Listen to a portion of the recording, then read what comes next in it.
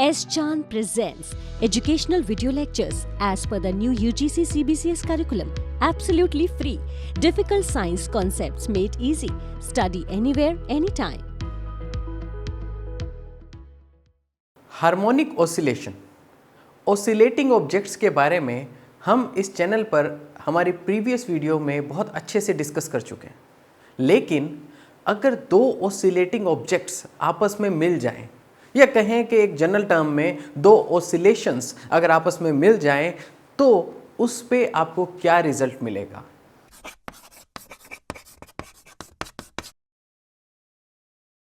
Hello everyone, I am doctor Sachin Kumar. Welcome to S Chand academy. तो हम आज एक टॉपिक पढ़ने वाले हैं जो कि है superposition of two collinear harmonic oscillations. अगर आप इस टॉपिक के बारे में अच्छे से पढ़ना चाहते हैं तो आप एस चांद पब्लिशिंग की इस बुक को रेफर कर सकते हैं। इस बुक की ई बुक का लिंक आपको वीडियो के डिस्क्रिप्शन में मिल जाएगा। तो लेट्स स्टार्ट अवर टॉपिक। तो हम डिस्कस करना चाह रहे हैं कि हार्मोनिक ऑसिलेशंस जो हैं कि दो आपके पास ऑब्जेक्ट्स हैं। तो बेसिकली अगर हार्मोनिक ऑसिलेशंस की हम डेफिनेशन बताएं तो दैट इज़ एज यूजुअल कि जो भी आपके पास फोर्स है या एक्सेलरेशन है that is proportional to negative of displacement. तो ये हमारे पास एक डेफिनेशन रहती है। इस तरह की अब हमारे पास दो तरह के ऑसिलेशंस हैं। अगर हमारे पास दो ऑसिलेटर हैं और मैं इनको ऐड कर दूं तो यहाँ पर कई सारी पॉसिबिलिटीज़ बन सकती हैं, वो हम डिस्कस कर सकते हैं। तो सबसे पहले एक कंडीशन ऐसी बन सकती है कि ये जो दोनों ऑसिलेशंस हैं इनकी फ्रीक्वेंसी सेम हो। अगर इन दोनों ऑसिलेशंस की फ्रीक्वेंसी सेम है और ये सेम डायरेक्शन में जा रही है, तब ये एक केस बनता है कि कोलिनियर जो हार्मोनिक ऑसिलेशंस है उनको आप कैसे ऐड कर सकते हो। इसके अलावा अगर हमारे पास ये ऑसिलेशंस जो हैं वो सेम फ्रीक्वेंसी पर तो हैं बट अपोजिट डायरेक्शन में मूव कर रही हैं, तो ये एक दूसरा केस हमारे पास बनता है इसको स्टडी करने का। तो पहला केस हमारे पास हुआ जिसमें आपके पास सेम फ्रीक्वेंसी हैं और वो दोनों वेव्स जो हैं, जो दोनों ऑसिलेशंस हैं, वो सेम डायरेक्शन में मूव कर रही हैं। सेकंड आपके पास केस हुआ कि सेम फ्रीक्वेंसी में बट अपोजिट डायरेक्शन में। एंड थर्ड केस में हम ये मानते हैं कि मान लीजिए दोनों ऑसिलेशंस जो हैं उनकी फ्रीक्वेंसी में थोड़ा सा डिफरेंस है। अगर उनकी फ्रीक्वेंसी में थोड़ा सा डिफरेंस है एंड देन वो सुपर इम्पोज करती हैं, उस टाइम आपके पास क्या केसेस बनेंगे। सो हम कंसीडर कर रहे हैं कि आपके पास एक ऑसिलेशन है, एक और ऑसिलेशन है। तो उसके अंदर हमारे पास फर्स्ट केस जो आता है so that is same frequency and same direction.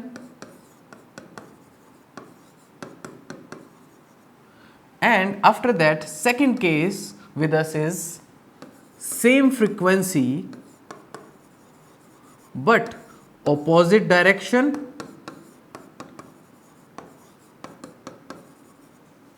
and the third case is slightly different frequency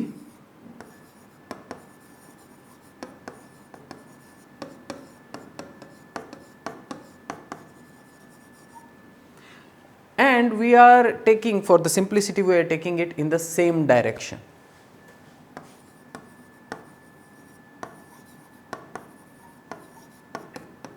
तो अब हम इन केसेस को वन बाय वन डिस्कस करते हैं। So first of all same frequency and same direction. अगर दो वेव्स हैं आपके पास ऑफ सेम फ्रीक्वेंसी एंड उनकी डायरेक्शन भी सेम है तो आपने ये फिनोमिना देखा है जिसको हम कहते हैं interference.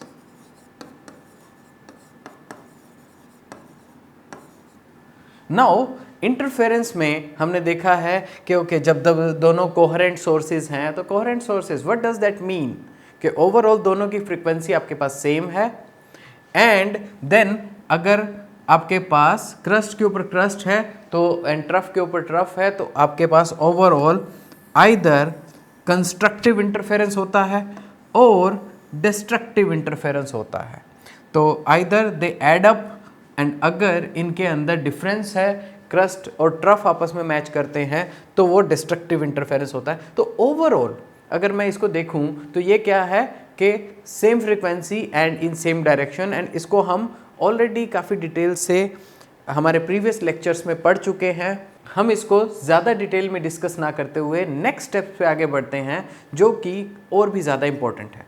The next thing is कि अगर फ्रीक्वेंसी सेम है बट डायरेक्शन अपोजिट है, नाउ तो ऐसे केस में क्या होता है कि सेकंड केस में आपके पास when you have same frequency but opposite direction, in this case आपके पास बनती है स्टेशनरी वेव, या आप उसको स्टैंडिंग वेव भी कह सकते हैं।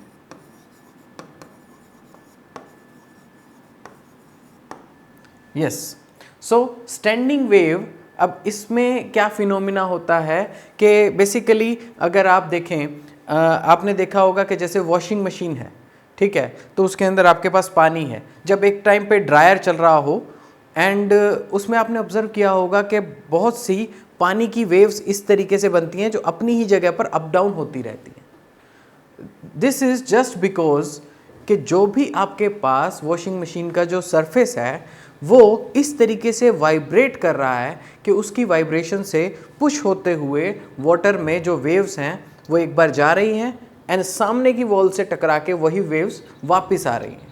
सो देन ओवरऑल ये आपके पास एक स्टैंडिंग वेव बनाता है। उसके अलावा अगर आप एक रस्सी को लीजिए और उसको आप वाइब्रेट करना स्टार्ट कीजिए, डिपेंडिंग ऑन कि आप उसमें कितनी एनर्जी लगा रहे हैं, वो एक पैटर्न बनाएगा जो इस तरीके से रिपीट होगा और आपको ऐसा लगेगा कि वो एक स्टैंडिंग यानी कि स्टेशनरी वेव की तरह आपको नज़र आएगी। तो अगर मैं इसको मैथमेटिकली देखूं तो ओवरऑल जब कोई भी दो ऑसिलेशंस ऐड होती हैं, तो लेट मी कंसीडर के आपके पास एक ऑसिलेशन है विच इज़ y1 एंड एक ऑसिलेशन है विच इज़ y2, एंड जब भी आप कोई भी सुपर इम्पोज करोगे दोनों ऑसिलेशंस को, so you will get a y which is equal to y1 plus y2। So दोनों ऑसिलेशंस का जो सम है वो आपको एक ऑसिलेशन के तौर पे मिलेगा। तो मैं इस तरीके से कह रहा हूँ कि एक oscillation, let us consider k sine kx plus omega t is one oscillation. तो kx plus omega t, that in time this wave is going forward, and second wave हम ले लेते हैं okay y2 which is, let us consider this is sine kx minus omega t, क्योंकि अभी यहाँ हम consider कर रहे हैं कि एक दोनों की जो डायरेक्शन है वो आपके पास अपोजिट है, एक फॉरवर्ड मूव कर रही है और एक बैकवर्ड मूव कर रही है। तो y1 एक वेव हमने कंसीडर की जो कि टाइम में आपकी फॉरवर्ड मूव कर रही है, और एक को हम माइनस ओमेगा टी टाइम में बैकवर्ड के तौर पे हम सोच सकते हैं। तो दोनों वेव्स क्या हैं, आपस में अपोजिट है। नाउ जब हम इनको सुपर इम्पोज करेंगे, so y is equal to y1 plus y2, and ये जो आपके पास फाइनल रिजल्ट देगा तो that will be y is equal to, so this quantity sine kx plus omega t plus sine kx minus omega t. For simplicity अभी मैंने माना है कि ओके इसका एम्पलीट्यूड भी 1 है और इसका भी एम्पलीट्यूड 1 है, तो अगर मैं इनके एम्पलीट्यूड को कोई और ज़्यादा वेटेज नहीं दे रहा, क्यों? क्योंकि हमें अभी सिर्फ स्टेशनरी वेव को अंडरस्टैंड करने से मतलब है। तो ये हमारे पास ओवरऑल सुपर इम्पोजिशन से बना। So we know that sine A plus sine B is equal to 2 cos A minus B by 2 and sine A plus B by 2। तो ये हमारे पास एक मैथमेटिकल फॉर्मूला होता है। अगर मैं इसको इस पे अप्लाई करूं तो मेरे पास जो फाइनल एम्पलीट्यूड y बन रहा है, so that is equal to, कि अगर मैं इसको ऐड कर रहा हूं, okay this quantity 2 and this quantity cos A minus B. So consider this is your quantity A and this is your quantity B. So a minus B, जब मैं इसमें ये क्वांटिटी माइनस करूँगा, so cos this will become, so after deducting this quantity, so we will get 2 omega t by 2 and then sine a plus B, जब मैं इसको add करूंगा तो ओमेगा टी प्लस और ओमेगा टी माइनस में ये cancel out हो जाएंगे, सो ओवरऑल 2 के एक्स बाय 2। तो ये हमारे पास एक्सप्रेशन बनता है। एंड अगर मैं इस एक्सप्रेशन को देखूं, so this is 2 sine k x cos omega t, this is equal to y. तो अगर मैंने सिर्फ दो वेव्स ली जिसको मैंने सुपर इम्पोज किया जो कि अपोजिट डायरेक्शंस में जा रही हैं, देन हमारे पास ये रिलेशन आया। तो हमारे पास ये जो एक्सप्रेशन बना है इसका क्या मीनिंग है? ओवरऑल इसमें आपके पास ये जो फर्स्ट पार्ट है, this is like your amplitude जो कि वेरी कर रहा है with respect to space, and जो टाइम वेरिएशन है वो आ रहा है आपका इस पार्ट की वजह से। तो ओवरऑल अगर मैं कहूँ कि okay when this is a stationary wave means कि वो मुझे एक जैसी उसी पोजीशन पे वैसी ही नज़र आती है हमारे परसिस्टेंस ऑफ विजन की वजह से। तो उसमें मोशन है कि वो ऊपर नीचे आपकी स्ट्रिंग जो है वो मूव कर रही है, बट आपको परसिस्टेंस ऑफ विजन की वजह से वो एक स्टेशनरी वेव जैसे लगती है। सो दैट्स वाई उसका नाम पड़ा आपका स्टेशनरी या स्टैंडिंग वेव। नाउ तो अगर मैं इसको देखूं कि ओके स्पेस में अगर मैं इस वेव को ड्रॉ करना चाहूं, तो ओवरऑल ये जो एम्पलीट्यूड है ये मेरे पास दो कंडीशन बनती हैं कि आइदर ये ज़ीरो हो सकता है और ये मैक्सिमम हो सकता है। So in the condition when this quantity sine k x is equal to 0, so ये पॉसिबल होता है when this is equal to sine n pi. And overall हम कह सकते हैं k x equal to n pi, and finally x is equal to n pi by k. ये हमारे पास position होती हैं एक्स की जहां पर आपके पास एम्पलीट्यूड 0 होगा, एंड एन जो है इसकी वैल्यू कोई भी इंटीजर आप 1 2 3 4 कुछ भी आप रख सकते हैं। सिमिलरली तो ये आपके पास ओवरऑल कंडीशन थी जिसको हम कहते हैं कि एक वेव में नोड्स मीन्स जहां जिसका एम्पलीट्यूड 0 हो, वो पोजीशन हमें फाइंड आउट करने के लिए। And second is our antinode. So antinode find out करने के लिए हमें पता है okay sine k x should be equal to plus minus 1। तो साइन जो है वो 1 तक मैक्सिमम जा सकता है, आइदर टुवर्ड्स प्लस और माइनस साइड में। सो इन दैट केस आपके पास this quantity k x should be equal to n plus half pi. So ये वैल्यू आपके पास होनी चाहिए। यहाँ पर आपके पास जो n है इसकी वैल्यू आप 0 1 2 3 इस तरीके से आप ले सकते हो, मतलब n की 0 वैल्यू भी इसमें एक्सेप्टेबल है क्योंकि पाई बाय 2 से आप इसकी शुरुआत कर सकते हो। तो ओवरऑल इसमें x की आपके पास ये वैल्यूज आ जाएंगी क्योंकि this is n plus half pi by के। तो इसमें आपके पास n की वो वैल्यूज x की वो वैल्यूज आ जाएंगी जहां पर आपके पास एंटी नोड्स अवेलेबल होंगे। So what does that mean कि अगर यहाँ पर मैं ओवरऑल हमें पता है कि ओके दिस k इज इसकी वैल्यू होती है 2 pi by lambda in this term. तो अगर मैं यहाँ पर 2 पाई बाय लैम्डा यहाँ पर पुट करूँ तो ओवरऑल मेरे पास इन दैट केस कंडीशन बनेगी इसको इंसर्ट करने के बाद। So okay this is 2 pi by lambda, तो n लैम्डा बाय 2। फाइन, तो ये हमारे पास रिलेशन आता है। एंड इन दिस केस अगर मैं यहाँ पुट करता हूँ 2 पाई बाय लैम्डा, तो पाई से पाई कैंसिल करने के बाद ये बनेगा n plus half. So this is 2 pi by lambda lambda by 2। तो ये दोनों रिलेशन मुझे क्या रहे हैं? तो ओवरऑल लैम्डा क्या है? लैम्डा हमारे पास वेवलेंथ है जो ऑसिलेशन हमने अलो की है मूव करने के लिए किसी पर्टिकुलर डायरेक्शन में। तो जब ये दोनों वेव्स आपकी सुपर इम्पोज हुई हैं तो ये एक आपके पास स्टैंडिंग वेव बनेगी। सो इन दिस डायरेक्शन आपके पास एक स्टैंडिंग वेव बन रही है। तो अगर इसकी wavelength this is lambda, so lambda by 2 and lambda by 2 जब n की वैल्यू मैंने 1 पुट किया, अगर मैं n की वैल्यू 2 पुट करता हूँ, so in that case so this is lambda and similarly 3 lambda by 2, ये एक ऐसी लेंथ है जहाँ पर आपके पास नोड्स बन रही हैं और आपके पास एम्पलीट्यूड जो है वो 0 आ रहा है। एंड इसके अलावा अगर मैं देखूं कि ये जो पोजीशन है जहाँ पर मुझे मैक्सिमम नज़र आ रहा है, ये मैक्सिमम कौन सा पोजीशन है, तो ये अगर मैं यहाँ पर n की वैल्यू 0 पुट कर दूं तो मेरे पास ओवरऑल आएगा लैम्डा बाय 4। तो अगर ये आपके पास वेवलेंथ है तो lambda by 4 is this length जहाँ पर आपके पास एंटी नोड आ रहा है। सिमिलरली अगर n की वैल्यू मैं 1 पुट कर दूं, so this is 3 by 2 into lambda by 2, so 3 by 4 lambda, जो कि आपके पास बनेगा दिस पोजीशन। एंड सिमिलरली उससे अगली n की वैल्यू पे आपके पास ये पोजीशन आएगी जिस पे आपके पास एंटी नोड आपको मिल रहा है।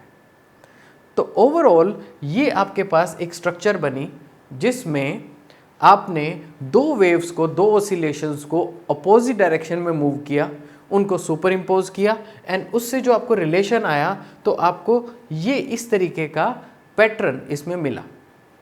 तो बेसिकली ये क्या है, ये एक स्टेशनरी वेव का एग्जांपल है, ये जिसे हम स्टैंडिंग वेव भी कहते हैं। एंड स्टैंडिंग वेव हम इसे इसलिए कहते हैं जस्ट बिकॉज हमारी परसिस्टेंस में ये हमें ऐसे लगता है कि जैसे एक स्टेशनरी कोई रुकी हुई वेव हो, क्योंकि ये अपने ही पैटर्न पे उसी तरीके से बनी रहती है। अब हमारे पास एक और थर्ड फिनोमिना बाकी है जिसमें अगर ये ऑसिलेशंस जो हैं वो स्लाइटली डिफरेंट फ्रीक्वेंसी पे हों। अभी तक हमने सेम फ्रीक्वेंसी के दो केस डिस्कस किए हैं, जिसमें फर्स्ट केस तो आपने जनरली काफ़ी पढ़ा हुआ है जिससे इंटरफेरेंस निकल के आता है। सेकंड केस अगर वो अपोजिट डायरेक्शन में है तो उस केस में आपके पास फिनोमेना बनता है स्टेशनरी वेव का। एंड थर्ड केस जो है वो है स्लाइटली डिफरेंट फ्रीक्वेंसी का, जिसे हम डिस्कस करेंगे एक छोटे से ब्रेक के बाद। Welcome to S. Chand Academy. Myself, Dr. Mamta Sethi, and I'm here to explain you the various concepts related to the states of matter and chemical kinetics. So stay connected, like, subscribe and share, and do not forget to press the bell icon.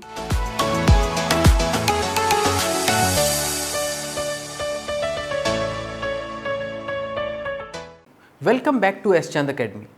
Break पर जाने से पहले हम discuss कर रहे थे दो oscillation अगर वो कोलिनियर हैं, सेम ही डायरेक्शन में ऑसिलेट कर रही हैं, उनको ऐड करने पे हमें क्या मिलेगा। तो अगर दोनों ऑसिलेशन की फ्रीक्वेंसी सेम है, उसके दो केसेस हम डिस्कस कर चुके हैं। But now let us discuss कि अगर दोनों की फ्रीक्वेंसी स्लाइटली डिफरेंट है तो उस केस में हम क्या करेंगे। तो अगर दो फ्रीक्वेंसीज में स्लाइटली डिफरेंस है तो तब हमारे पास जो फिनोमिना आता है उसे हम बीट फिनोमिना कहते हैं। जब भी स्लाइट डिफरेंस होता है फ्रीक्वेंसीज में तो उसमें बीट बनती है। So how could we understand this.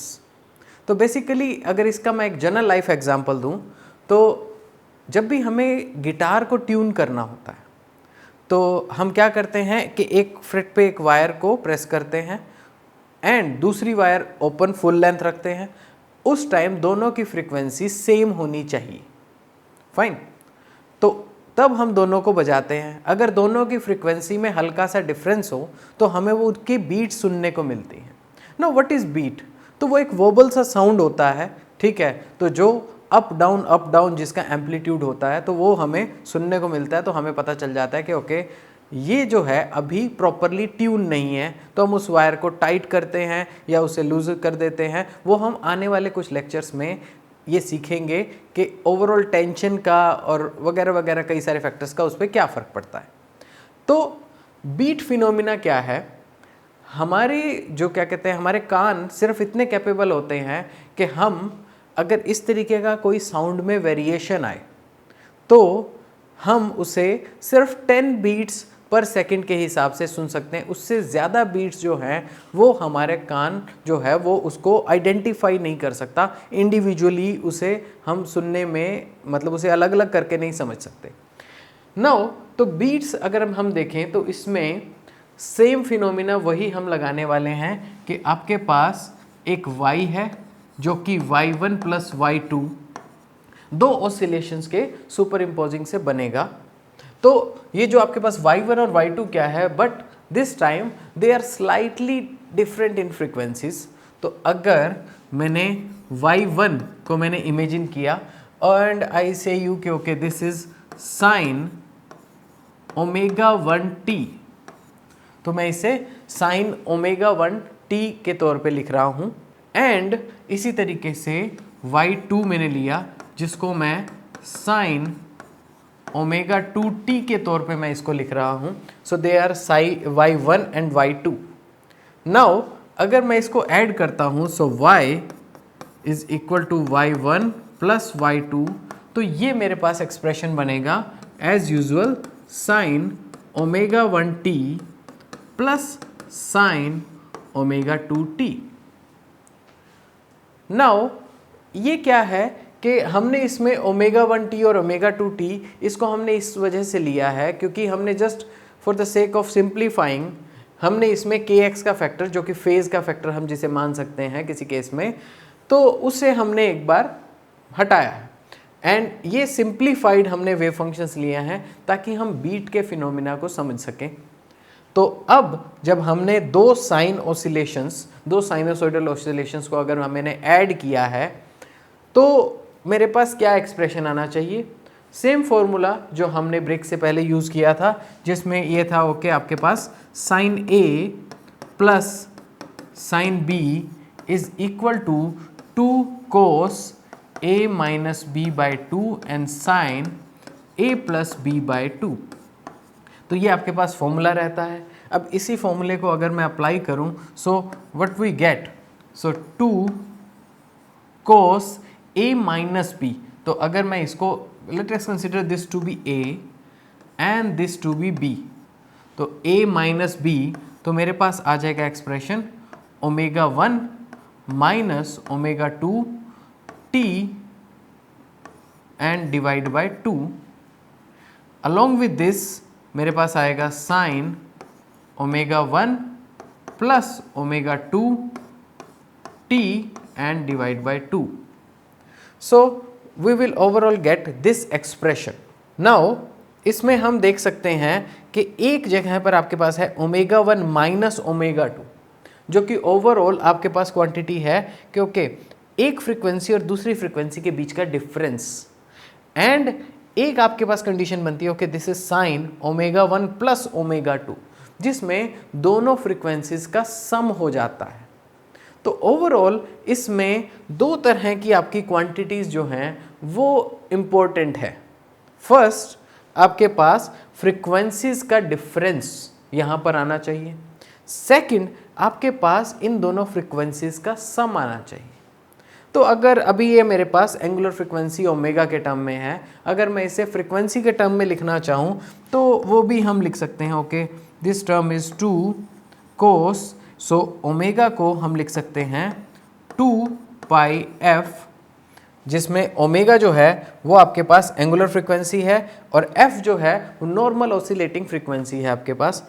तो उसको अगर मैं यहाँ सब्सटीट्यूट करूँ तो ये आपके पास 2 कैंसिल हो जाता है, पाई बाहर आएगा and overall this expression will be like 2 cos this quantity f1 minus f2 and ये 2 जो है वो 2 पाई के 2 से आपका कैंसिल हो जाएगा एंड पाई इंटू टी ये आपके पास बाहर आ जाएगा। Similarly sign f1 plus f2 and pi into T, तो ये एक्सप्रेशन आपके पास यहाँ पे बनेगा। सो अगेन वही चीज़ जो हमने पहले इसमें से इंटरप्रेट की थी कि f1 minus f2 and f1 plus f2 ये दो तरह की क्वांटिटीज़ इसमें इंपॉर्टेंट है। तो अगर मैं देखूं कि ओके इसका अब रोल क्या है, मतलब इसको अगर हम ड्रॉ करना चाहें तो ये कैसे ड्रॉ होंगे। सो नाउ मैं कंसिडर करता हूं कि ओके इस पार्ट को मैं एज एन एम्पलीट्यूड पार्ट ले लेता हूं। एंड इसको मैं इन टाइम वेरिएशन पार्ट में इसको सोच लेता हूँ। तो ओवरऑल मेरे पास क्या है कि एक मेरे पास वेव ऐसी है जिसमें दोनों की फ्रीक्वेंसीज ऐड हो जाती हैं। सो समथिंग लाइक दिस कि अगर मैं इसको बात करूं कि दोनों की फ्रीक्वेंसी आपके पास दो वेव्स हैं, दो वेव्स आपने जिनके अंदर स्लाइटली डिफरेंस है फ्रीक्वेंसी का, इन दोनों को आपने ऐड कर दिया। So when you just sum up these waves, तो आपके पास एक पैटर्न बना जो कि है सम ऑफ फ्रीक्वेंसीज का। तो ओवरऑल एक आया ये पोर्शन जो कि इन दोनों की फ्रीक्वेंसी को ऐड करके f1 प्लस f2 इस तरीके का बन जाएगा। तो इसकी फ्रीक्वेंसी ओवरऑल इन दोनों के सम से आपकी ज़्यादा बनेगी। द नेक्स्ट थिंग इज आपके पास f1 माइनस f2 जैसा एक पैटर्न आना चाहिए जो कि इसके एम्पलीट्यूड को ओवरऑल गाइड करेगा।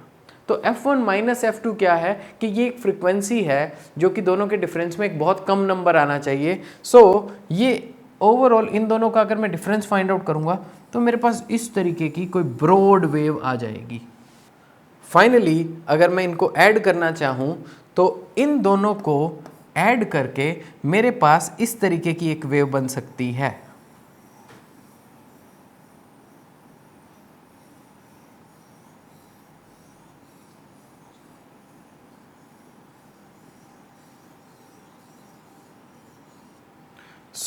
इसमें हम देख सकते हैं कि एक तो वेव में आपके पास फ्रीक्वेंसी है जो कि इससे कोरिलेट है f1 प्लस f2 से, और एक हम देख रहे हैं कि एक ब्रॉड वेव इसके एम्पलीट्यूड को डिसाइड कर रहा है, वो इसके वेवलेंथ से आपका कोरिलेट कर रहा है f1 माइनस f2 से।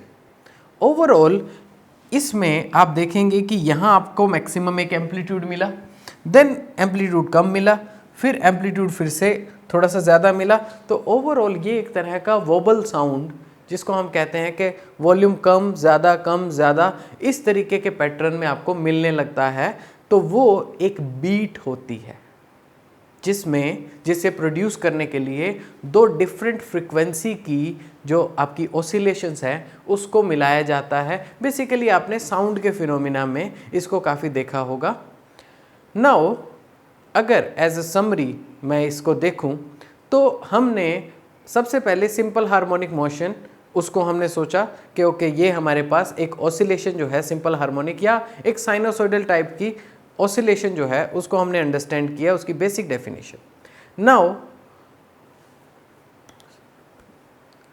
देन हमने अंडरस्टैंड किया कि अगर ये सुपर इम्पोज करें तो क्या क्या हो सकता है, लेकिन एक कंडीशन जो थी वो हमने इसमें पेट रखी है कि overall these two oscillations are collinear, वो एक ही डायरेक्शन में आपकी ऑसिलेट कर रही है।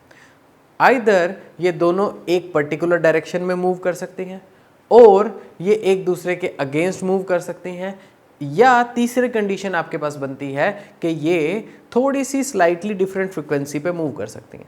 फर्स्ट कंडीशन में जब ये सेम डायरेक्शन में मूव कर रही हैं सो दैट इज़ इंटरफेरेंस, आप उसको अच्छे से पढ़ चुके हैं और वो फिनोमिना आप हम कई बार डिस्कस कर चुके हैं इसी चैनल पर। तो आप उन वीडियोस को रेफ़र कर सकते हैं, उनको देख सकते हैं। उसके बाद अगर ये अपोजिटली मूव करते हैं तो आपके पास स्टैंडिंग वेव या स्टेशनरी वेव बनती है, जैसा कि आपने एक एग्जांपल में भी देखा यहाँ। उसके बाद हमने ये देखा कि अगर स्लाइटली डिफरेंट फ्रीक्वेंसी यूज़ करें तो बीट का फिनोमिना होता है, जिसको मैंने बताया कि गिटार की ट्यूनिंग में ये बहुत इंपॉर्टेंट फिनोमिना होता है और हमें साउंड कम ज़्यादा होते हुए इस तरीके का वोबल साउंड सुनाई देता है जो कि इस पैटर्न में आपको मिलता है। एंड हमारे कानों की ये इतनी कैपेबिलिटी होती है कि ओनली हम 10 बीट पर सेकंड तक सुन सकते हैं। इसके बाद अगर बीट्स का फिनोमिना होता है तो वो हमें कॉन्टिन्यूस साउंड की तरह सुनाई देगा। तो हमारे कानों की सिर्फ इतनी कैपेबिलिटी होती है कि हम 10 बीट पर सेकंड तक ही सुन सकते हैं। उससे ज़्यादा अगर बीट्स पर सेकंड हमारे कानों को रिसीव हो रही है तो हमें वो एक कॉन्टिन्यूस साउंड की तरह लगने लगेगा। अगर आप इन टॉपिक्स को अच्छे से पढ़ना चाहते हैं तो आप एस चांद पब्लिशिंग की इस बुक को रेफ़र कर सकते हैं। इस बुक की ई बुक का लिंक आपको वीडियो के डिस्क्रिप्शन में मिल जाएगा। I hope you like this video. आप इस लेक्चर के बारे में अपने विचार हमें कमेंट करके बता सकते हैं। Don't forget to subscribe the channel and press the bell icon. Take care. Have a very good day.